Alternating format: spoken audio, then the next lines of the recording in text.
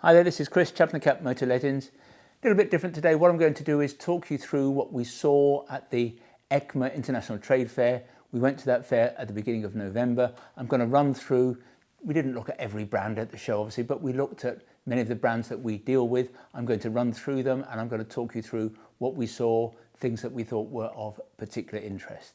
Anyway, if you like what you see, if you like what you hear, please remember, like and subscribe. Or the other way round.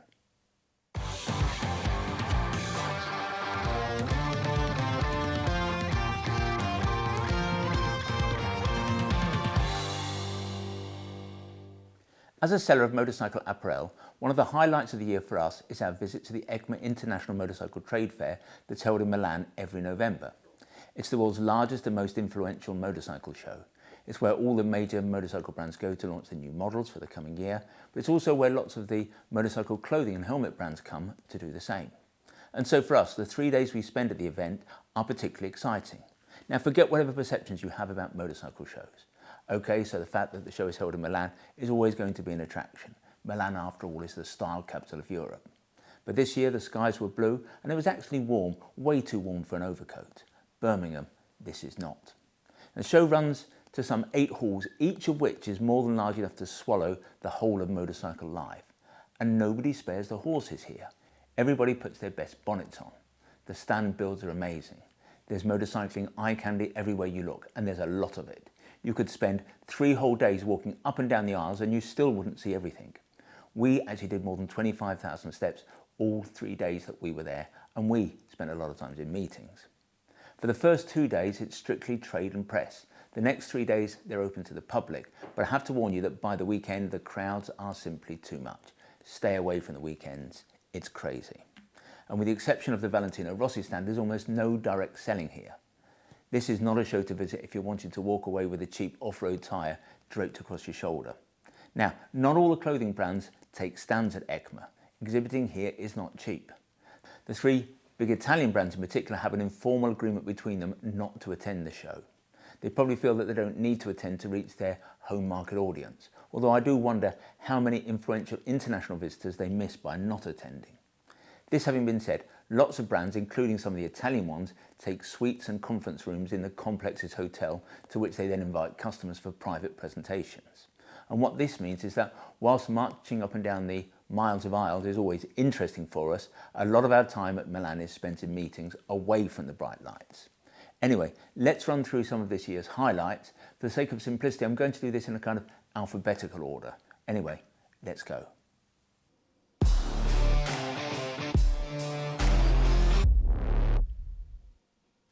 Alpinestars didn't have a stand at the show, but we did meet up with them to look at some of their new styles for 2026. There was a Gore-Tex suit that we quite liked, but the pants only come in 1 leg length. And that just doesn't cut it at the expensive end of the market on an expensive Gore-Tex suit. Plus, I'm not sure we have a need for another laminated suit. We feel that we've got that territory covered. There are times when a new product won't help you grow your business, it'll just cannibalise sales from other products that you already offer. We did discuss with Alpinestars their other airbags, but the truth is that we are so taken with the Plasma 5 that I'm not sure we see a need for another one. Alpinestars does airbags that offer more coverage, but the balance of wearability and protection puts the Plasma 5 in a different league to any other airbag out there in our view. So we think we're just going to stick. For now, the Plasma 5 is the one and only airbag we're going to offer.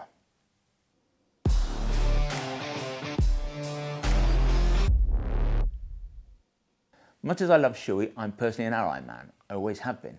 They make the safest helmets. If your main concern is protecting your grey matter, you buy an Arai. It really is as simple and as unequivocal as that. This is a company that is near messianic in its crusade to protect people's heads. But they are totally unbending, so much so that at times one wonders where Arai is headed, because they sure as hell aren't interested in pandering to customers' whims or into following trends. So they don't produce a flip lid, there's no drop-down sun visors in their helmets, they're not interested in integrated comms. There might well have been on their stand some announcements of new colourways for some of their helmets, but we didn't see anything that we were particularly excited about. They were showing some new side pads to turn their X5 into more of a road helmet, but probably the biggest news was that their retro helmet, the Concept XE, was being dropped from the European market. And that's a huge shame because it's a great helmet. Overall, therefore, what was on the stand, what was on the Arai stand, didn't make for a particularly interesting visit.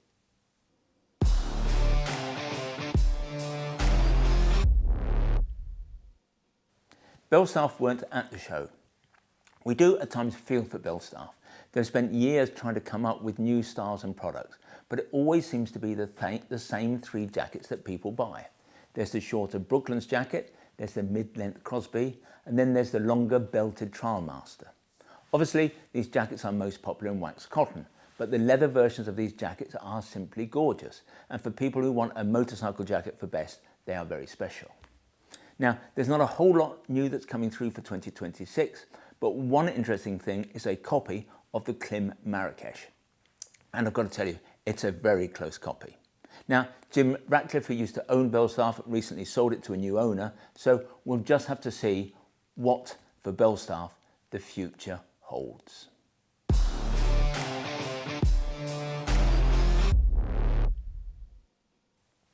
Arguably, the only real brand in the armour market is D3O. It's a name everybody trusts. It's armour that adds value to any product to which it's fitted.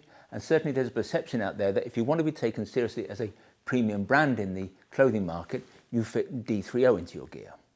Now, Diablo, which was launched at EICMA last year, has changed the way the market views armour. Level 2 Diablo is so light and flexible that it makes any form of level 1 armour seem almost redundant. After all, why wear level 1 armour when a Diablo level 2 protector is going to be lighter, thinner and more flexible? Well, new at the show was the Diablo level 2 back protector, and this is it. It's on its way. We'll have it first. We're expecting to see it at the end of spring 2026, and when it does arrive into the UK, we'll be the first to have it, and for a period it will be exclusive to us. One of the good things about this protector is that it will fit into any Rukka jacket because it's got this little hole here for the Rukka loop. All we can say is that this armour is pretty amazing. Level 2 it is, but not as you'd know it, Jim.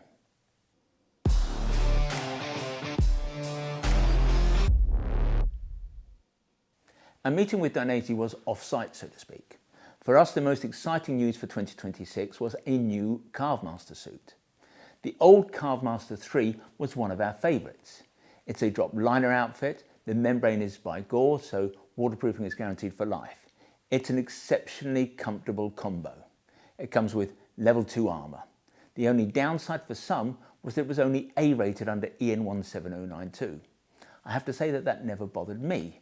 Indeed, it's the Carvemaster jacket that I would ride in whenever I was not wearing a Marrakesh and a pair of Rokers. But for 2026, the Carvemaster 4, as it's going to be called, is being upgraded to the AA level. Now, when I first heard this news, it did not fill me with joy because normally when brands do this, the trade-off comes in terms of diminished comfort. And that's because the obvious way to make a material more abrasion resistant is to remove all of the stretchy bits. And of course, we've seen this a lot. But hats off to Dainese. To reach the AA level, some stretch areas have been removed and Dainese has added some kind of super fabric style abrasion resistant material to cover the shoulders and the elbows. But by adding stretch panels to the lower risk zone 3 areas, such as down the middle of the back, they've managed to achieve a higher abrasion rating without compromising comfort and wearability at all. The Carvemaster jacket I think is amazing. I think it will continue to be our favourite drop liner jacket, especially now that the Rukka Comfort has been discontinued. The matching trousers, I have to say, are equally nice, but we can never get too excited by a trouser that is offered in just one leg length. Like me, I suspect a lot of people will marry the Carvemaster, in this case the Carvemaster 4, jacket with a pair of jeans.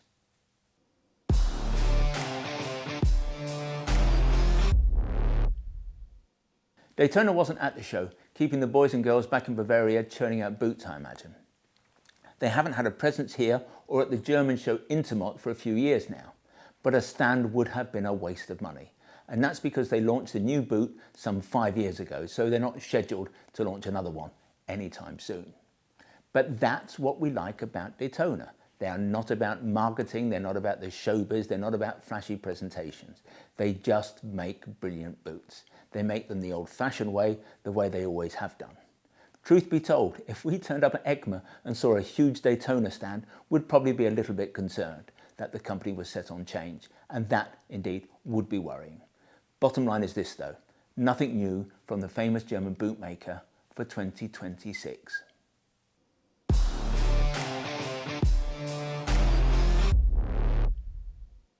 Five is an up-and-coming brand, and we spent quite a bit of time looking around their stand. They've been around as a company for quite a few years now, but historically their gloves have been, I don't know, a little bit hit and miss. Some of them were brilliant, some of them weren't so great, but availability was always a nightmare. Well, things seem to potentially be changing. We saw a couple of fantastic new winter gloves on their stand, gloves that are more than a match for the very best gloves out there. One of them is a glove called the GT1 Evo Gore-Tex, the other is called the WFX Prime Evo Gore-Tex. But with a new distributor appointed for the UK, supply should hopefully no longer be an issue. And that's great news for a retailer like us, and of course for our customers. Because there's nothing that's more frustrating for someone like us than getting excited about a new product only to find that we cannot get hold of it. Hopefully, those days are over.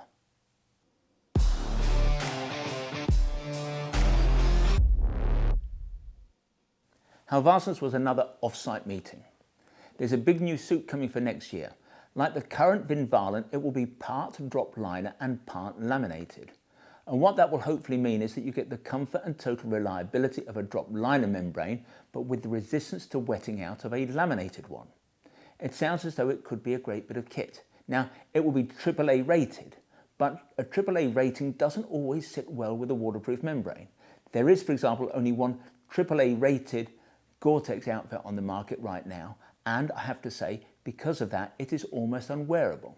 Anyway, we'll just have to wait and see how comfortable this new suit is. It should be here, we're told, in the spring.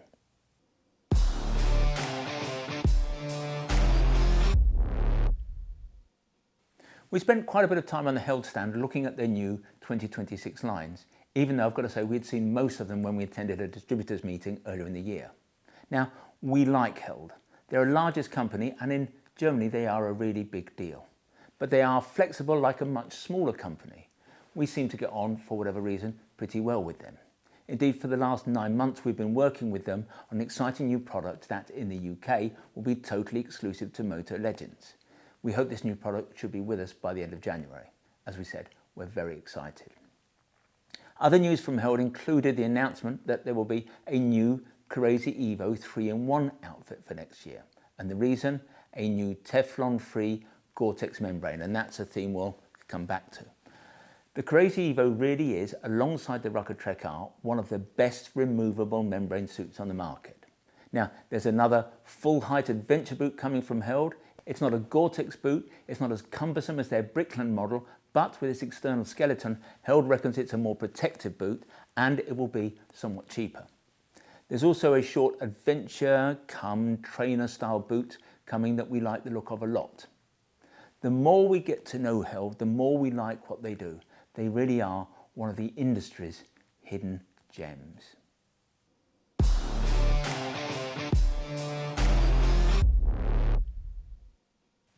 Klim had a pretty huge stand at the show. Being an American company, they like to put on a bit of a spectacle when they do come over. But we didn't spend a lot of time on the stand because we already knew what was going to be coming through for next season. All of their Gore-Tex suits are going to be replaced next year. Again, that's because of changes to Gore's membranes. That means the Badlands, the Carlsbad, the Kodiak and the Latitude.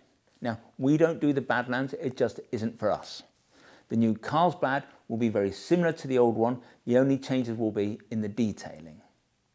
The new membrane means that under EN 17092, manufacturers have to retest their suits for abrasion resistance. So whilst the Carlsbad is being left pretty much unchanged because it's already AA rated, Klim has taken the opportunity to redesign the Latitude and the Kodiak, and specifically with a view to upgrading the suits from a single A rating to a AA one. Now that sounds as though it should be a good thing, but to achieve the higher rating, Klim has simply taken stretch out of these suits. and what we fear is that this might impact upon their comfort and wearability.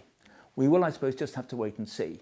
Although what we can predict is that with their higher C ratings, many of those who shunned the Kodiak and the Latitude in the past will be tempted to give them a try, and I suppose that's a good thing. Now, there aren't many other changes in 2026 to their non-waterproof lines, so things like the Marrakesh, the Maverick, the Baja and the Induction remain unchanged. Same goes pretty much for their gloves and boots. There is a new flip lid helmet coming through from Klim, but we just can't conceive that it could be a match for a Neotech, so I'm afraid we're not going for it.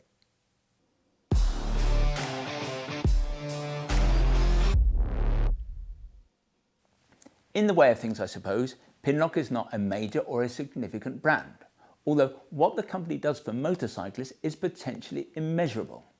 That thin insert makes riding in the wet and cold so much safer. Pinlock has undoubtedly saved dozens of lives over the years. Well, there was some interesting news on the Pinlock stand.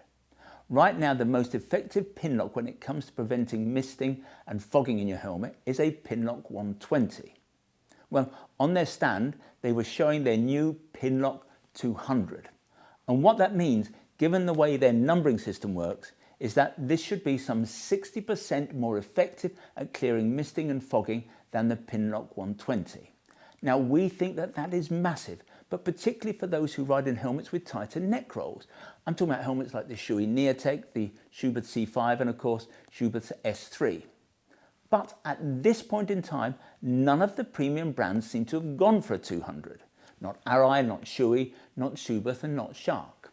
Ironically, right now, it seems only to be the entry-level brands, or a number of entry-level brands, that have decided to adopt the Pinlock 200. And of course, that's pretty smart of them, because like fitting D30 armour into a suit, putting a Pinlock 200 into a helmet will add a premium feel to any brand. All we can say is that we hope it won't take too long for the big boys to catch on, because this is a Pinlock that you really do want in your Neotech or in your Schuberth C5.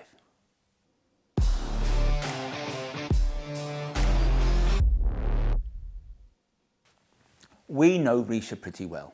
We drove over to Belgium to see them one weekend earlier this year. So whilst it was good to catch up with the two brothers on the stand, there wasn't much that was totally new to us. In some ways, Richa's not a natural fit for Motor Legends. They make some great gear, but in aiming more at the mass market, we sometimes find that some of their stuff just isn't for us. Yet, by cherry picking, we always manage to find a few bits here and a few bits there that fit the bill. Their gloves, by the way, are some of the very best on the market. For next year, there are a couple of leather jackets that we'll be taking on. Now, the motorcycling world seems to have fallen out of love with leather jackets, but there are still a few people who prefer to ride in one. Sometimes for reasons of style, sometimes because people think they're more protective. And it's probably still the case that at some point in your riding career, every motorcyclist has to own a leather jacket. Well, we have chosen a simple black jacket for men and a more colourful one for women. There will be a new Adventure suit with a removable membrane to replace the current Adventure 2 suit. Called somewhat unimaginatively the Adventure 3 suit, it has a waterproof inner jacket with much more stretch than the 2s had. So this inner really can be worn easily over your protective layer. We'll also be offering a new cargo pants. Now, this pant shouts adventure, but it's elasticated at the ankles, so it can only be worn with a trainer-style boot. You're not going to get a proper adventure boot anywhere near them.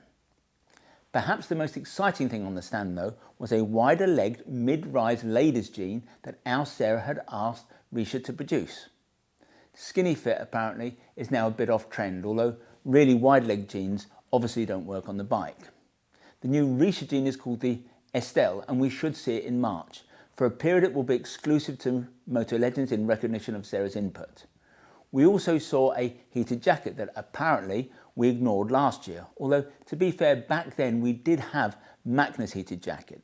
Well, this Richa one is much warmer than the Machna.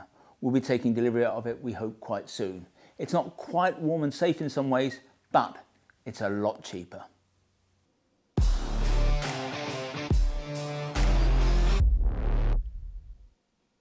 The most fun stand at EICMA is always the Roker one. These are the party boys. There's always a cold beer on offer, as there is a plate of raclette cheese for those not concerned about having a heart attack on the spot. In truth, there wasn't much new for us to look at on the stand because we talked to them pretty much all the time. But we did discuss our next batch of Legend jeans, which when we do reorder them, will come with level 2 Diablo in the knees and hips. And that, I've got to say, is going to save a lot of toing and froing.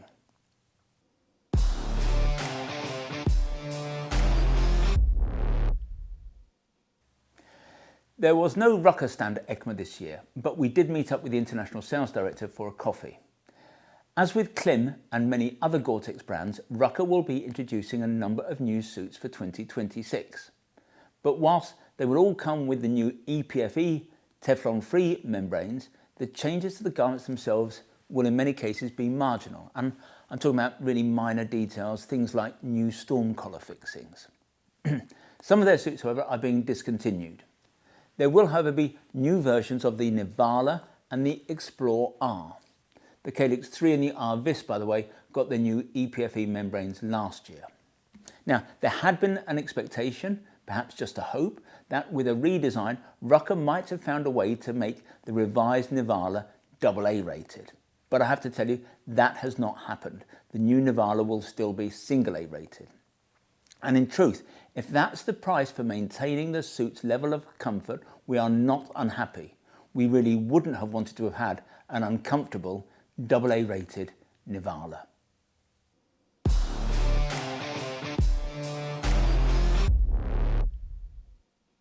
I have at times been quite critical of Schuberth, so when we go to the show, I'm never sure what kind of reception I'm going to receive on their stand.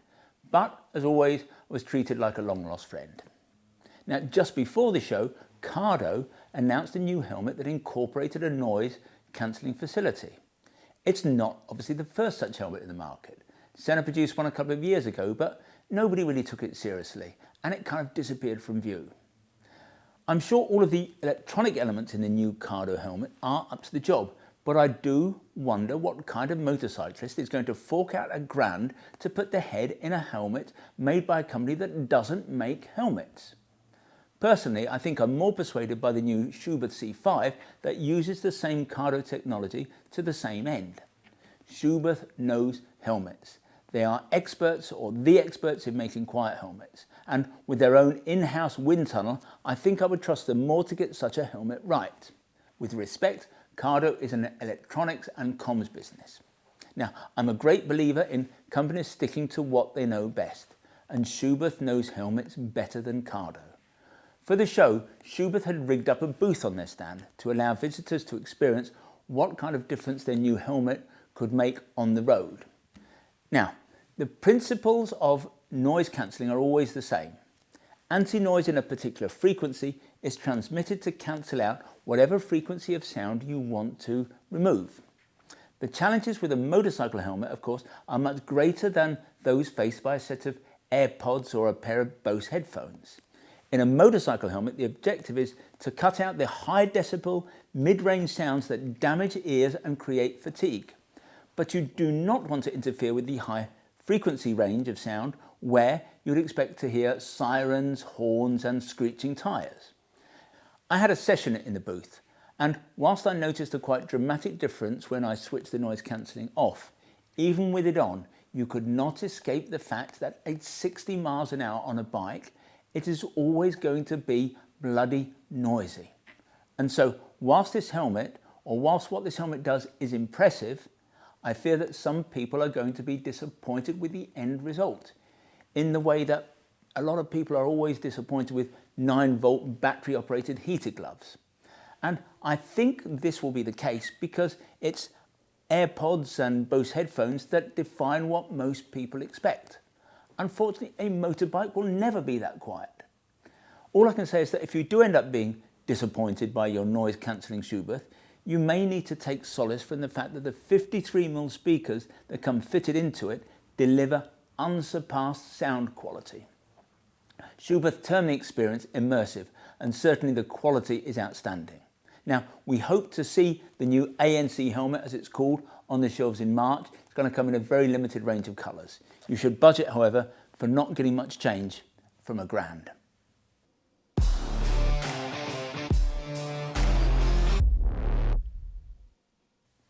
As ever, I had been much looking forward to visiting the Shoei stand, especially as it was rumoured that we might see a new adventure helmet, an update of the old Hornet ADV. It still amazes us that Shoei has been without an adventure offering for more than a year. The rumour was that Shoei's absence from the market was because they were developing a totally new adventure helmet with a drop-down sun visor. That would at least have explained why they had been absent for so long from one of the most important sectors of the market. But our hopes were to be dashed. There was a new helmet on the stand, but we couldn't see a single difference to the old one. Of course, the reason that the old Hornet had been withdrawn, was that it did not meet the new 2206 standard. And so it would appear that all Shoei has done is to upgrade the helmet to get it through 2206. And there's nothing untoward about that. That's exactly what Shoei did with the Glampster. To meet the new standard, the higher standard, they just had to increase the thickness of the EPS. And for this, many sizes required a larger shell. So the Glampster sizes that were in the small shell moved to a medium shell. Those that had been in a medium shell went to the large shell. They then had to create a new extra large shell for those that had been in the large shell. And so it would seem that that's pretty much what has happened here with the Hornet. I have to say that at the very least we had expected the new helmet to come with an integrated comms facility, but no, we don't even get that. You know, I still get the feeling that we haven't heard the whole story here. What was on their stand, however, was a new pop-up from a company called Arai with Shoei's new heads-up display system. It will initially only be available on the GT Air, and it will only be available in a limited range of colours. In principle, you will be able to get directions from your sat-nav, you'll be able to get traffic warnings and phone call information projected onto the drop-down sun visor. But what this means is that you have to be prepared to ride with the sun visor at least partially lowered. All the clever stuff is built into a unit that clips into where the SRL comms unit usually goes, although it's not totally integrated.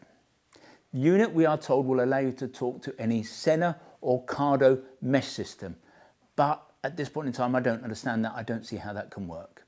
You can also go VoIP, but you need to download their special app, as do your pals, in order to benefit from it. I have to say, I'm still not quite sure how I feel about a heads-up display in a motorcycle helmet. Not many bikers have the super fast reactions of jet fighter pilots, and I do wonder about the dangers of taking your eyes off the road to look at the information that's displayed at the top of the helmet. Heads-up displays work fine on some cars, but on a bike, taking your eyes off the road can have unwelcome consequences. What surprises me, however, is that Shoei, a company that is rarely at the forefront of things like this, should be the first of the established brands to bring such a system to the market, especially when, to us, it all looks at this point in time a little bit unfinished.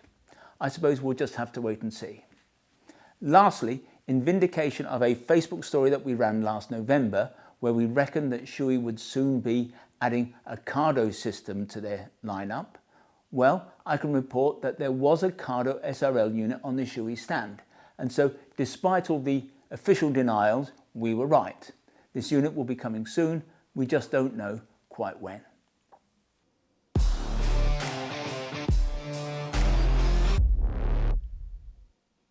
As we always manage to do at EICMA, we managed to bump into Spidi at the show, although they didn't have a stand there. In fact, we had visited Spidi earlier in the year. We'd gone over to Italy to view their new collection. So what I can tell you is that there's actually not a whole heap of new stuff for 2026. There's a lovely hallway jacket that we are quite excited about that for us will hopefully replace the Halvarssons Lisvik. There's a nice new cargo pant, and there's a great protective jogger pant that looks like a lot of fun. And we've committed to a new version of our vintage leather jacket that they make exclusively for us. Now, Spidi has been out of the UK market for a few years now, but by picking a few new styles every year, we think we're helping to raise the brand's profile over here, which they deserve because their gear is super stylish and a lot more dependable than most people might imagine.